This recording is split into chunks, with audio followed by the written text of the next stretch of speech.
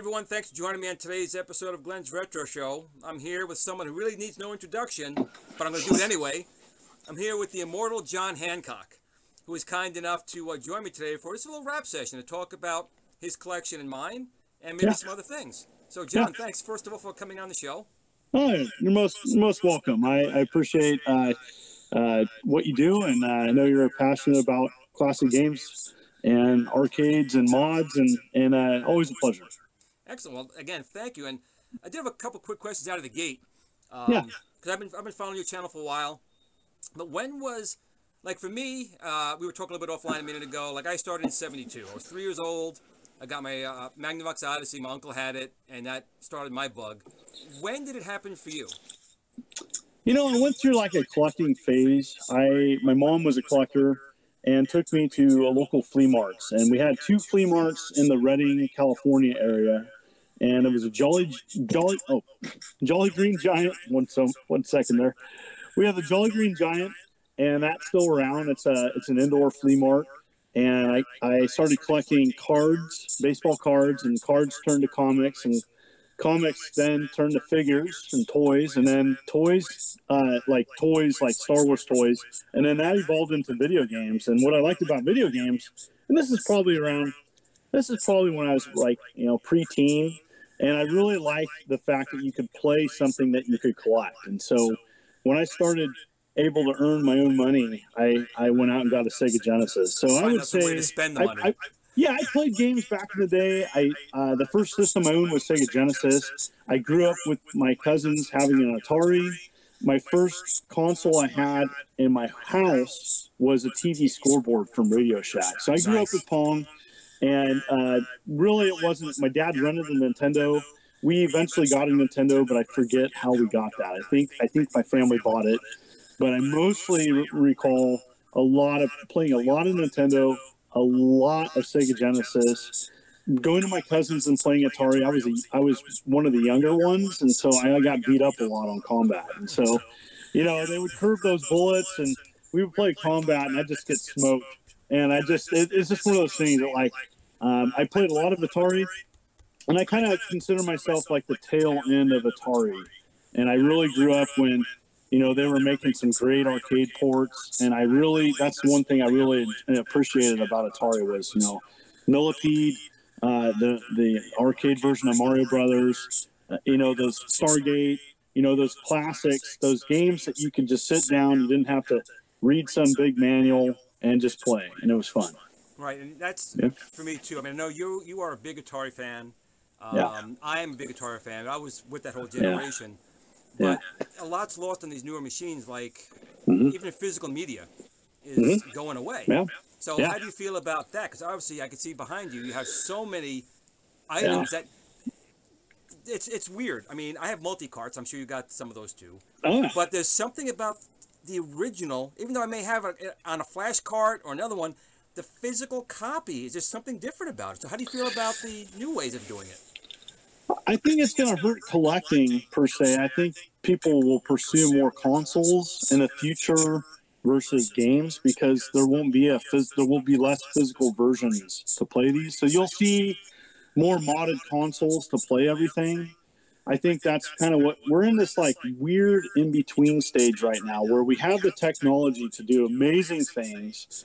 And we have a lot of clone consoles, a lot of consoles and devices that can play retro things.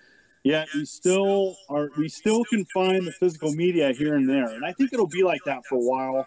But we're definitely in this transition period where, we remember physical media and we appreciate physical media. But I think newer generations, it's all about iPad and phone and Droid and, what's physical media. And so I'm in a weird situation because, like, I love and appreciate physical media. My game room is, it's packed. Here, I'll do a quick swivel here, and that just for people that don't know my collection, it's pretty crazy. 28 complete game collections, and I'm working on my 20. Was that posters I saw on your ceiling? Oh yeah. So I got posters here, and these are all from I kind of like having like a garage, like with you go into like an indie band, when indie bands make posters. Walter Day actually made several of these. He made several of these for the Portland Retro Gaming shows early on. And so it's pretty neat having his stuff up and signed by him. And you know, I got to talk to him at Portland Retro Gaming Expo. I could get sidetracked pretty easy, but anyways, it's, you know, I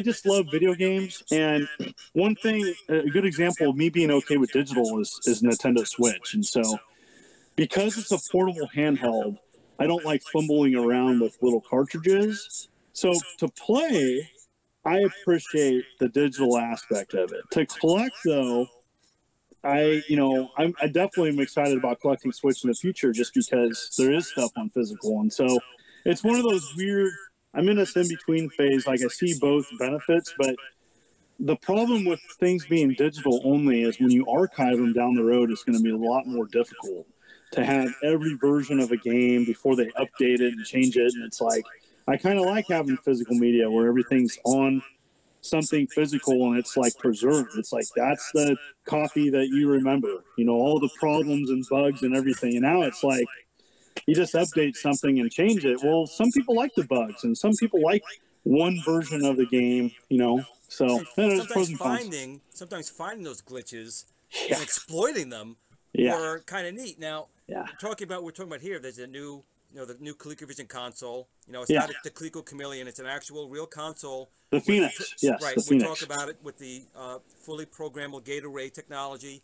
It'll take physical media. It'll take, SD card media as well. So that's kind of that in between you were just talking about. It's kind of both old and new. Yep.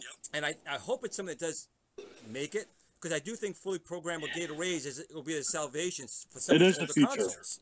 I agree with that. I agree that FPGAs are the future. I know that they didn't make their Kickstarter, but I got to play it at PRGE. It's amazing. I mean, it's everything. And I've played some other FPGAs, like the Retro USB ABS is affordable for Nintendo. The Super NT by Analog. And then you got the Genesis one coming out, hopefully around my birthday. And so I think these are the future. And like we were talking about, it's a mix of accepting physical media but having digital. And it's like the happy medium. And I think it's good. I think that there's some timeless classic games that I think are still fun today. I mean, Pac-Man, I see Pac-Man in your background. And loved your video, by the way. It was great. Thank you. And it's such a classic. So that's an example where I think Pac-Man's an iconic game, and it doesn't matter that it was made, you know, nearly 40 years ago. I can't believe that. That's like mind blown. And you know, and then it's made 40 years ago, yet it's still the timeless classic, still fun today to play. A lot of that type of gameplay is a little lost today. Like I said, you have to sit down with a manual, read it for a while. These types of games where you just walked up to threw a quarter in, and within a few seconds you knew the gameplay. And it got away from that a while. I mean, it did. I think during '84, during the crash, people kind of got bored with that. But then Nintendo came out with more advanced, like the Mario Brothers, Zelda. They got into that, but I think now people are getting bored of that, and it's too much. I want to sit down for a day, just play a game, and not have to think about it. Yeah, I think that there's people our age that want to play games but don't know where to start. I think that there's, you know, games. I think the indie scene has really helped revive like classic video game style of play. It takes a smaller team to develop. Also, game development's really expensive, and so these classic game styles can be created with a smaller development team, and you're getting this revival and this resurgence of people wanting to play simpler games, and it's great to see. Now, I know you were at the game show recently. Was there anything you saw there that really caught your eye? Always. Always. I mean, you know, it's not like, for me, I'll never have everything. I mean, I want to have a museum someday, and I want to have games represented, and it doesn't matter what it's on. It can be on some obscure console. It can be on a classic computer. You definitely want to have things represented as best as possible. But there's always stuff that, like, oh, that's a game I don't have, and that's $500. And so it's like, it's just always tough. You know, I saw some Atom Computer stuff there in a big lot, and someone came in and swooped up and bought it. And there was some cool stuff there, some like third-party cassette tape stuff, which, you know, is pretty tough to get. And, but I do I did manage to get in box, not at the show, right before the show, Donkey Kong and Donkey Kong Jr. in its original packaging for Atom Computer. Nice. And was that in the little mini console, like the little mini arcade box? Oh, yeah. Those are very rare, and they can go up to $500 for a box that's destroyed. Yeah, yeah. I got a good deal on eBay. It was not that, but it was a couple $100 for a pair, and I thought that was pretty cheap. That is for those. It is. Those are pretty rare. Me, with the manual. Yeah. Me, I've been trying to get my hands on an Intex Adventure Vision. Forever, and they come on eBay once in a while. But I mean, it was originally, if you didn't know, it was a $39 console with the little LEDs. Yep. I've seen one in person at a museum and Classic Gaming Expo, mid 2000s. So, but now they're going for like $4,000, and I can't. I mean, it was a $4 game. I can't pull that trigger. I almost did, but I'm like, I can't. Even I have some self-control, people. I do have some self-control. Yeah, so part of it, I'm saving up for a Holy Grail right now. I have a lead on a big game that I've wanted, and it's going to complete my Saturn eventually. So I'm down about 20 games for my Sega Saturn, and so there were some things. I saw some laser active stuff at the show that was really expensive, to answer your question, and some of those games are really hard to get. And then you got to deal with bit rot as well, and that's a whole other side conversation where disc-based stuff, certain consoles are gonna the physical copy of them is gonna wear out. So so that's an issue, and so it's always something. But yeah, I mean, I'm missing a couple rare TurboGrafx CD games, Dynastic Hero and Super Air Zonk on TurboGrafx CD, and those are really expensive. And so stuff like that, Battlesphere Gold for Jaguar, I'm missing that. And, just, I could go on and on. But it's like every game I'm missing now, it's like, if I don't have it, it's like either I just haven't pursued it or it's really expensive. Well, maybe one day you'll get a show donation from somebody. I get it all the time, and I'm thankful and grateful. It's overwhelming. But even those are pretty, that's a pretty tough order, Pretty much in this type of collection, the best thing to hope for, unfortunately, is like someone has a storage, one of those storage places, and someone buys it, or just goes to clean it out, and they find these things. I know someone who's found some good things that way, and these days that's the best way. Yeah. Or someone that's not into it just wants, I recently got a Game & Watch sent to me because essentially the gentleman just isn't into it. And he saw my video and knew I was passionate about Game & Watch stuff. Hello. Yeah, Cole wanted to say hi. Hello, how's it going? Good. All right. Pleasure meeting you. John has got the collection. You want a tour? And this is not everything. All right. There we go. Let's go here. So that's my Nintendo wall. I just put it back. This is the first time public that people have seen the new and improved Nintendo wall and Nintendo 64. And then backside, I got Sega over there. And all these boxes here, you're probably wondering, what are these boxes? I have over 300 boxes full of game stuff. Yeah, I'm not so bad. And so on the backside here, these are all full of stuff, and good stuff and bad stuff and all the above. This is my favorite. That's my Sega wall.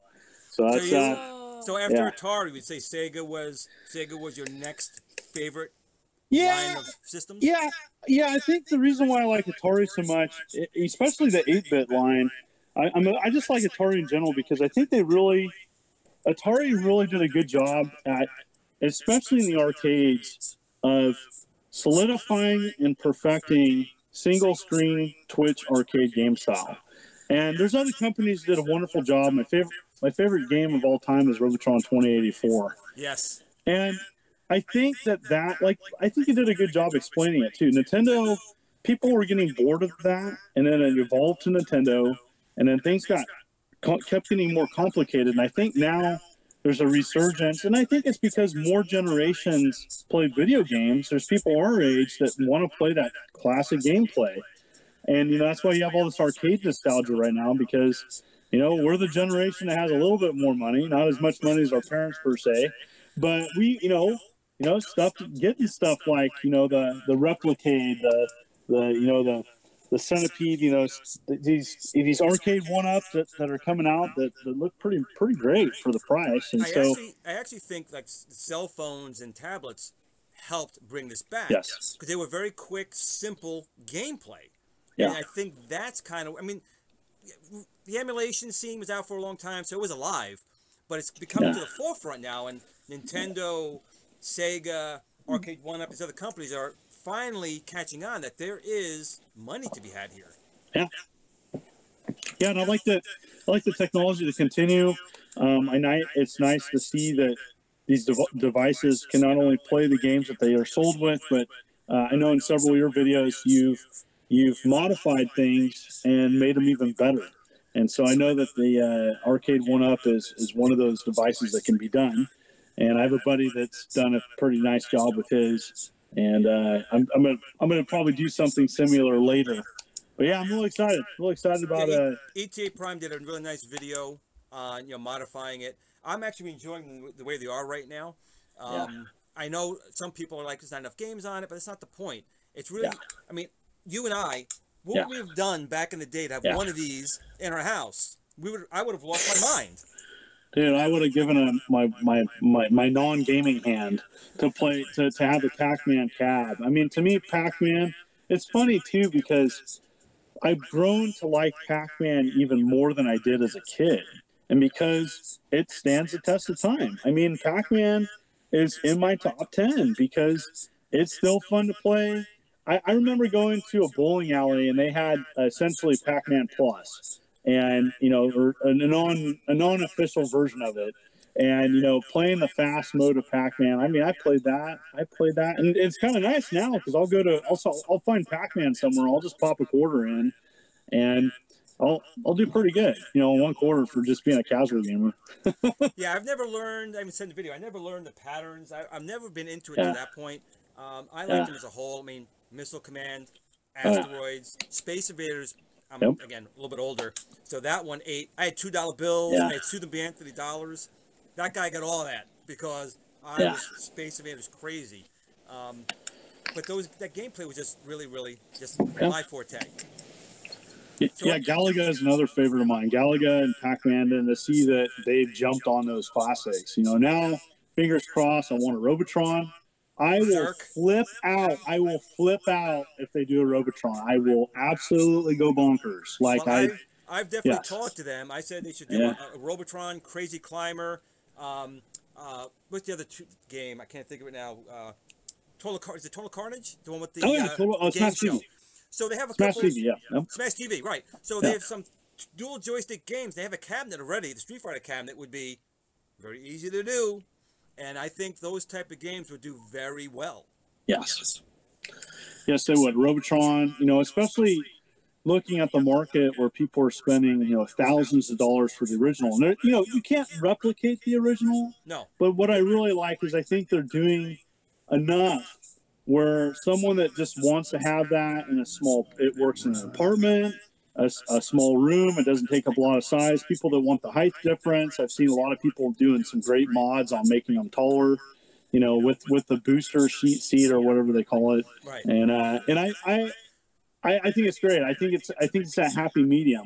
I do want more mod options in the future, but it looks like they're aware of that. Yes. And it's great. It's great to see people making them even better. So that's what's good about the community that we're in. I mean, I'm not going to say this that other ones are not, but all the guys I've talked to, my friends on the 5200 podcast, Neil Henry, who does the little Click Communicades, Adam from DNA Designs, they want to help. I mean, they will do it, but they'll also show you this is what I did versus, no, you can't see it. You got to spend all the money on it. If you want to buy it, I can sell it to you. But they do offer a lot of the information freely to help each other out, and that's a great thing. Yeah, there's some neat things that I've seen. I have a close friend, and he got one. I think he got it's the Gauntlet Rampage combo, and he's I don't know if he's gotten his replacement board yet. It's nice to see that people have gotten those. Yes, they started shipping them out. One thing I hear too is that the customer service is really good. So I really like to see. It's nice to see that. They've communicated me with email, and so I have a future video with them, and excited about doing that. And Yeah, my buddy, he's modified his, and it's pretty nice now. Yeah, like I mean, he's up into the sticks and stuff. Yeah, customer service is a big deal, but also with the, like I showed a minute ago, the centipede from Replicade. There was there's a power issue with it, and they have been very good at communicating everything, and they have a fix that they're going to send it to everyone. So that's a good thing when you're dealing with people, that you can get people, these companies, helping out still after they do the sale versus gone. Yeah, absolutely. Now, you were talking about that the laser active a minute ago. Oh, so yeah. Let me show you a couple of things I have here. I actually do have right here. Oh, nice. A laser active with a Sega Genesis module. And I've been trying to get the PC Engine module, but again, you're talking $500 to $1,000. So really expensive. I can't, but I would love to get it, but ain't going to happen. Even the karaoke now, they're good. They want like $800 for that. So, but this thing I had gotten actually about $200. I don't think the guy even knew what it was. He didn't know it had the Sega module. He didn't know anything about it. But I did pick up a couple of laser discs, and they were still expensive, about $100 a piece. But it does work, so that's a future video. I just haven't had a chance to. I have a Nuon. Which again, people don't know what that is. You could think of it as a Sega. I'm sorry, an Atari Jaguar 3. That's the Nuon chipset. Was really designed by the same team. Definitely a Nuon fan. I have a complete retail set, and was able to get the last game, Iron Soldier 3, sent to me, because essentially they had extra copies and they gave them away on Atari Age, and somebody got it from me and just sent it to me. But that's awesome. It's you have the N501 model. There's 3 models: the N2000 and then the Toshiba 2300. Or I don't know what the name of the Toshiba. You got the best one though. That model, the N501 that you have right there, plays the homebrew stuff. And they made some homebrew stuff and sold it on a disc at one point. Right, so this one though, this is the Toshiba. The one that plays the homebrew is a Samsung. Oh, you have the 2300. Sorry, right. You have the. Sorry, I thought I was looking at the N501. Okay. But it's okay. I mean, I have all the original games. I lucked out, but the Tempest 3000 is a copy, because they wanted some crazy amount of money for that. So the guy sent me a copy of it, and it works just as well. That controller he got's pretty rare too. Yeah, the top controller. See, these cross pens here, these are actually giveaways. They're Nuon cross pens. The gentleman who I contacted, I was just doing searching on Google, and he was selling them years ago. And I'm like, do you have any more? He's like, no, I don't have any more. I said, oh man, but he goes, I might have some in a box. I don't know if they work or not. Like, listen, I'll take them. So he sent me a couple of these, and they're basically N64 controllers that I guess they had converted. And I got 2 working. So out of 4, I got 2 working. So I need to do a little more work on it. They're a little loose, but I'm just happy to have them, because they're pretty rare. My very first console, the Magnavox Odyssey, which is, calling it a console is a stretch, but it was the one that really started the gaming industry. Odyssey 2, and I really have a lot of love for this one, the Fairchild Channel F. Great console. A lot of people, that was really, again, it predates the Atari 2600 by a smidgen, but it's the same generation. It's, get that down there. The console itself is a little more simplistic, but they had a version of Pac-Man that was done for that you'd be like blown away. Have you seen that one? Yeah, so just to let you know, I met the creator, Jerry Lawson. Oh, in, awesome! In early 2000s. I know my consoles pretty well. As you know, I just have a Fairchild Channel F, almost a complete set, and yes, I have a. Do you have the Pac-Man? I do. Yeah, I got that. I got that when it came out, and when he started making them on physical, and just a great console, very underrated. I got to hear Jerry Lawson before he died at a Classic Gaming Expo mid 2000s, and very big fan of the built-in game of the console. You were talking about the Odyssey. I wanted to show that I have the rental case, the white rental case, and so that's with an Odyssey in it. But I actually took this to a college when I taught Intro to Game Development, and was showing people, the very first, and having them play it. It was classic. I had to call down to tech support and have them bring a CRT, and I was hoping, because those were, just to let you know, if you ever run across an Odyssey 1, they don't work with even all CRTs. It has to be a certain range, and like I was hoping it would work, and it did.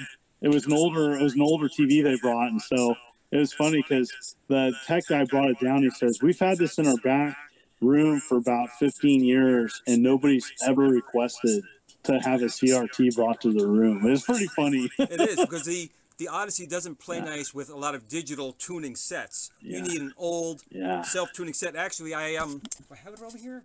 Might be on the side. Oh, it's this thing up here. I'd actually gotten this thing up here, which was a TV tuner device. I was hoping I was able to use that on a digital set. It didn't work out, but I didn't pay much for it. But yeah, the Odyssey it's all analog. I mean, there's nothing digital in an Odyssey. It's all analog. So you're right. You may get one from someone saying it's broke, but it might be just a TV set. And that's how I got mine Television 3. They couldn't hook it up right. And I got it, I showed a video of it, but I got the Television 3 in box, and it works. And, sometimes you get lucky, it's one of those things. I think to add to that, there's a window of time to get something. And, right now we use pretty cheap because people are clearing those out. They want to sell what they have and get a Switch, which is smart. But if you're a collector, it might be a good time to get, Wii U. A couple generations back, Wii stuff's pretty cheap, and then there's stuff that's so old that it's hard to sell because it's hard. There isn't a big market for it. So if you're into the really older classics, you can. And if you're not going for the ultra rare stuff, you can get stuff fairly cheap because it's so old. People are just it's not popular. A lot of times it's when parents are cleaning out their kids' stuff. They got that anymore, and that's when you swoop in, and sometimes you get a good deal because they don't know what it is. To them, it's not worth anything. It's all Nintendo. Oh, that's an NTEX Adventure Vision. It's a Nintendo. Just take. All right. Yeah, it's nuts what's out there, and it's just amazing some of the scores that people find, and I have everything and anything I mostly have ever pursued. I'm just kind of getting the extras, the sprinkles on top, and it's nuts though when I go to shows and stuff and see what people have scored or selling. It's nice to see. Do you see a end of your collecting tunnel? Do you see a point where you're like, you know what, I got everything I want? I think my next goal is a museum, and so that's really my focus. And I don't want to have like an end tunnel. I think that as a museum, it's going to be constantly evolving. I want to pursue a PlayStation collection. I'm about 2/3 there, but I have no space to put it. And if I don't have space to even put a box somewhere, I'm not going to pursue it. So, I have about 900 plus PlayStation games, and I still have physical sets I want to complete. Jaguar, I'd like to wrap up Jaguar. I'd like to complete PlayStation at some point. Saturn, GameCube. GameCube is definitely on my list. But yeah, it's hard to say. I mean, for me, if it's on physical, I think eventually I'd want it. But eventually, taking my personal collecting it and evolving it into a museum is my next goal. And so I think when you're doing all this as well, you're not paying like full retail. I mean, sometimes there's some games you're paying top dollar for that are rare. Yeah. But the most of these you're probably getting, not expensive, right? Yeah, I mean that's the thing. It's like most of my games in my collection are used. And a lot of people ask, have you gotten a lot of your stuff donated? Less than 5%. So just to let people know, like, I had some rare Nintendo stuff donated, but most of my Nintendo games were scored over a decade. I've been seriously collecting since the mid '90s, and so I did this before my YouTube channel. I used to be just a young kid that would go to classic gaming expos. I'd have $100, $200 to my name for the whole weekend, and that was a lot of money. And I, sacrificed quite a bit back in the day just to have that. And I used to work 3 jobs in the late '90s, and I would just take one of those jobs was just for game money. And so I would go to Funko Land and I'd pick up a Nintendo. Two or three games to buy 2 get 1 free. I had my own drawer. There, and it was John's drawer, and that's what they called it. And they would get games in, and they had my list. I still collect using a physical binder, And so I just have a checklist now of what I'm missing versus what I have. So that's still pretty good. I mean, it's foresight, because we think a lot alike. I used to look in the penny saver. I was going to the penny saver, look for garage sales, and call them up. Do you have any of this? Have any of that? And they're like, well, no, or sometimes yes. And you went out and you got them. Yeah. Yep. So that computer module for the Intellivision and the Intellivision. Nice. One of my only regrets is I actually owned the original drop-in with the cassette drive Intellivision keyboard. Nice. But I sold it for $200 to get a motorcycle. Did you ever have the basic card for the Intellivision? The computer? No. So I have. So one of the rarest things in my collection is my Intellivision basic card. And what it is it was a cartridge with a cassette tape that you would add to the original computer. I'll show it in an upcoming video.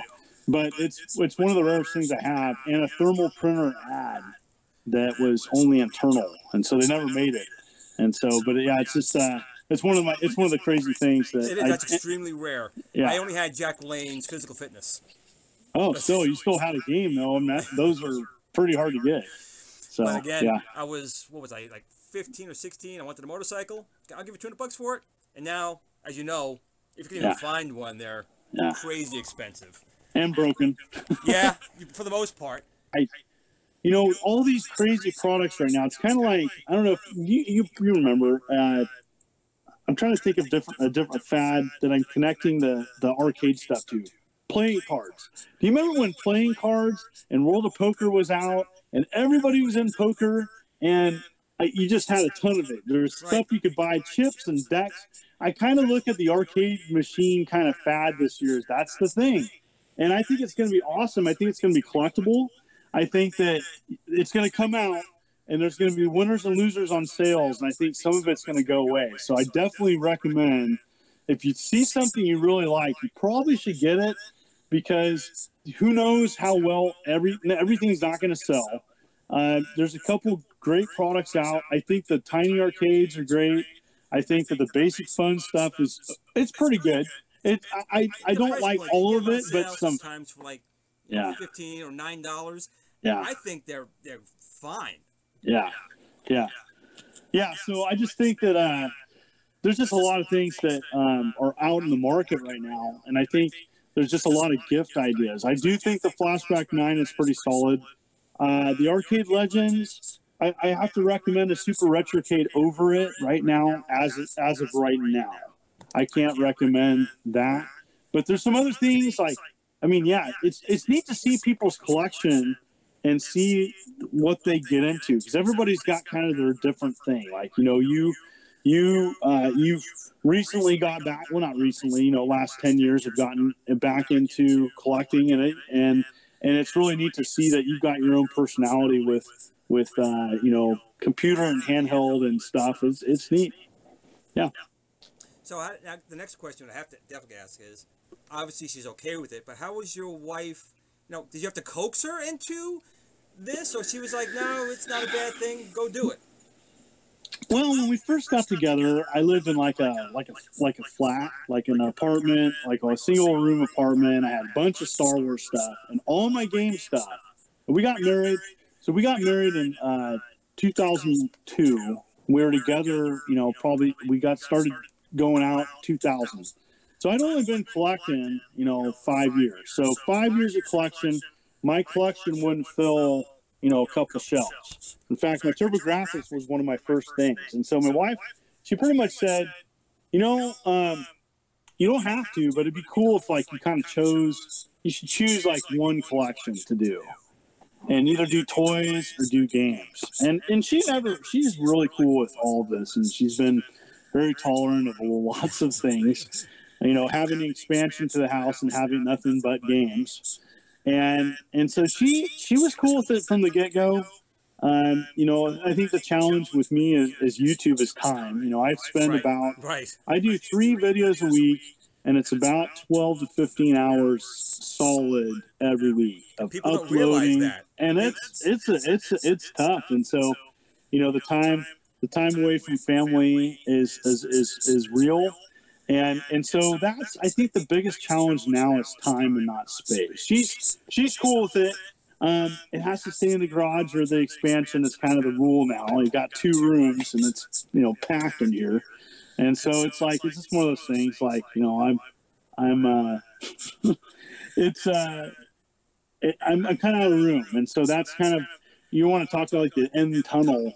I kind of need to do the museum, because it's like there's nowhere really else to put anything. Right. And it's hard. I mean, it's a great shot with you with all these games behind you. Yeah. Maybe like a green screen putting them there, but you have them there, and it's great to see. But you want to share it. I mean, part of this thing is you want other people to see these things. Yeah, I never wanted things in boxes. It bugs the crap out of me that stuff is just left in boxes, and you know, if it stays in this garage, it's just going to rot and be destroyed. And it's like, that's never my intention. And so this last Portland Retro Gaming Expo, being to have a complete unboxed Nintendo collection, I'm missing 2 boxes. The Stadium Events, which is really expensive, and Chubby Cherub. But having a boxed Nintendo collection with the majority of it in my collection on public display was awesome. And so people coming up and having that connection and reliving memories and stuff. And so I you know, and I have 27 other collections, not to mention, like, kind of like you, where I got a bunch of other stuff that's just kind of in boxes, just waiting, like a complete N-Gage collection with a kiosk and everything to it. And I want to have that in a nice little glass display, or have to be able to talk about that, because that's, you know, I think that's an example of a failed console that is so iconic, because, you know, cell phone gaming is like everywhere now, right? You know, and it wouldn't have happened if, you know, N-Gage didn't fail. You know, they really showed that you could have a video game on a cell phone. So another question I have is, because I know you are a teacher. Yeah. So how are your students about it? I mean, you're teaching, and they're like, oh, yeah. Do they ever, you know, start getting into the collection or something like that, or have a lot of questions about it?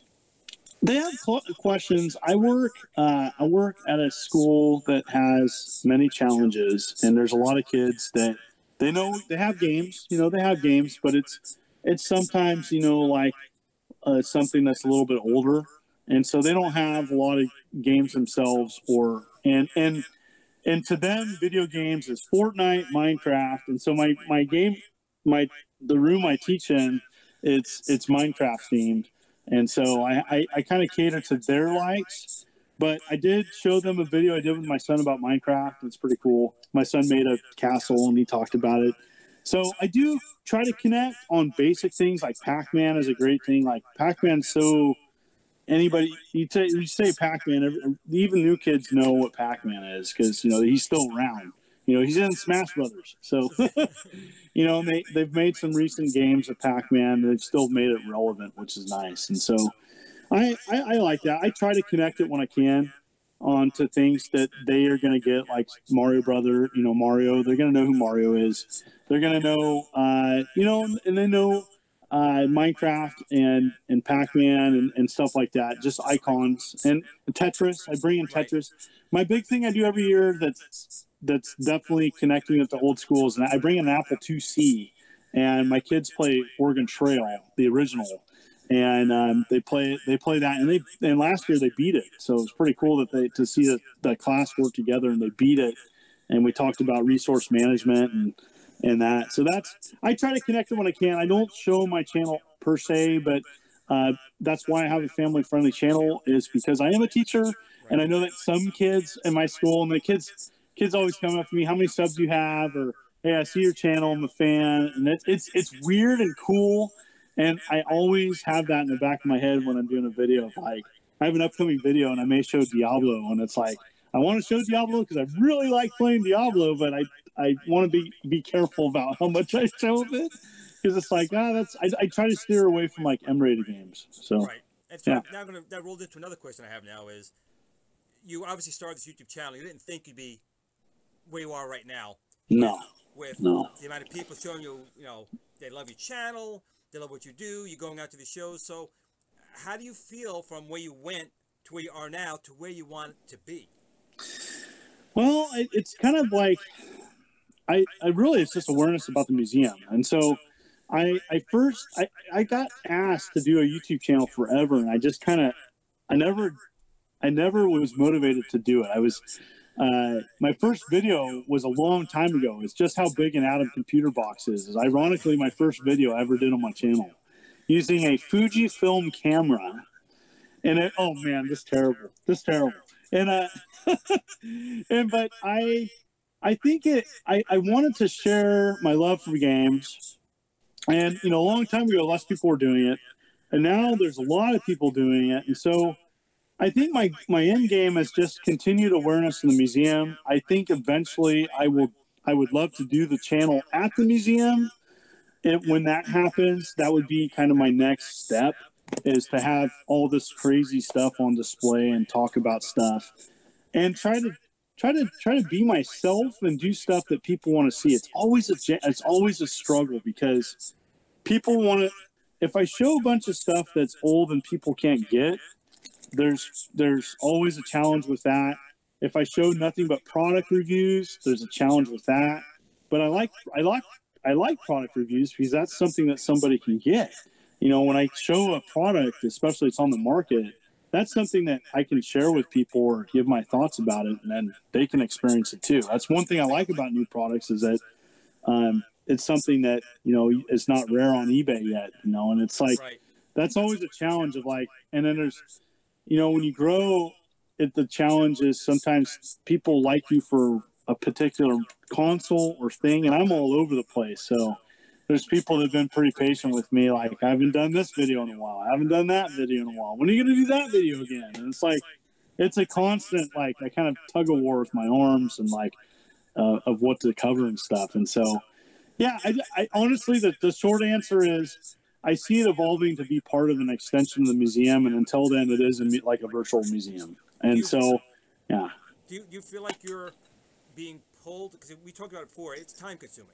You have a family, you work, you have other engagements. Do you ever feel like that channel is pulling on you? Like you feel stressed from that? Or I've learned to handle it a lot better. I enjoy it a lot better this year than I did last year. I think last year I didn't know how to deal with the stress, and there was times that you just have to go to bed. There's I do this on the side.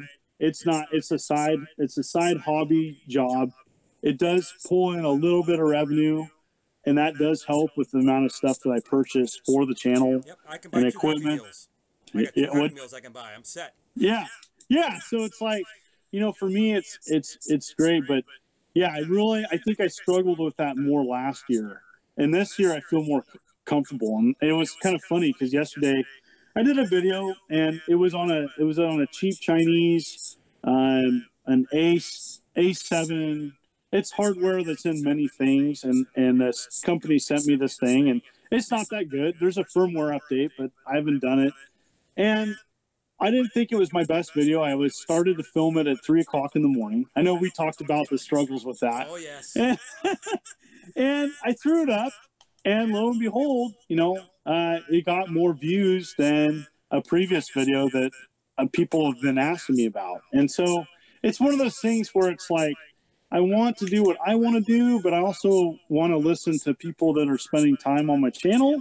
And that's always, and at the end of the day, I went to bed. Like, I was going to do another video, and I'm like, no, I'm tired. I'm going to go to bed. Yep. I did. And it was a good move. And I woke up, and I'm like, yeah, that was the right move. So. Because there is pressure. I mean, you're doing 3 a week. I was trying to do 1 a week. And even that sometimes, it became difficult because you wanted to do a nice video. Editing is the killer. People have to realize that editing is the killer, at least for me. There's just so much you want to do in there. But, John, I want to really appreciate, and I want to thank you again for coming on. I know you had other things going on today, for coming on the show and talking a little bit. Yeah, it's a pleasure. I really appreciate what you've done with your channel, and I really, think that you have a great passion for games. And thank you for having me on. You got a great collection, and yeah, maybe we can do this again sometime. I really appreciate it. Maybe we can meet you at a game show. Absolutely. I need to come to the East Coast again. I am not, and this is official, I'm not coming to the Long Island Retro Gaming Expo this year. Unfortunately, I know they're having it on the same day as the Game On Expo in Arizona. Oh. And I've been asked by John Lester several years to come to GameStar 81 to come to a show, so I'm not going to be going to that. So I'm bummed. I'm really bummed because it was a great show. Hopefully my friend Bruce Yeager is in Arizona. He actually does the decals and made the pole position. So maybe he'll come over and say hello. Oh, I'd love to. Yeah, I'd love to chat with you. You know, have a beer or just spend some time at a show. So we'll make it happen. And thank you for having me on. Thanks again. Thanks for coming on. Yeah. And everyone, thanks for tuning in. Big thanks to John again. Once again, I'd really like to thank the Immortal John Hancock for taking some time out of his day to record this episode with me today. Thank you very much, John. It was great talking with you. Hope to have you on again. And once again, thank all of you for spending some time with me as well. I do apologize for some of the audio reverb in the episode. I'm not sure what was causing it. I used a couple of programs to try and clean it up a little bit, but unfortunately it's still there, and I didn't want to lose the footage. If you did like the episode, please like, share, subscribe, tell your friends, and everyone remember, most importantly, game on.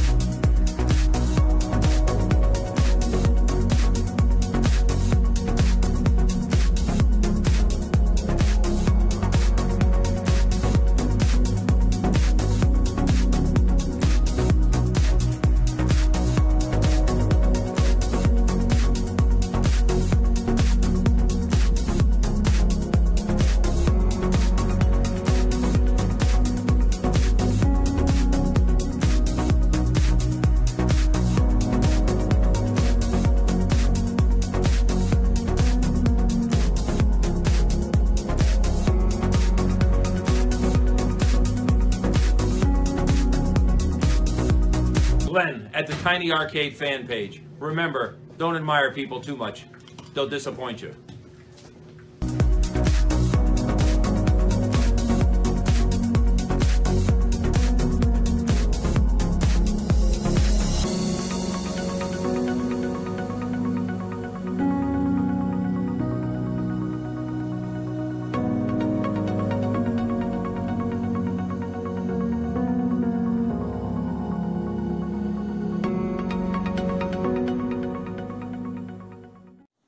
Sit, Blue Blue, sit. Good dog.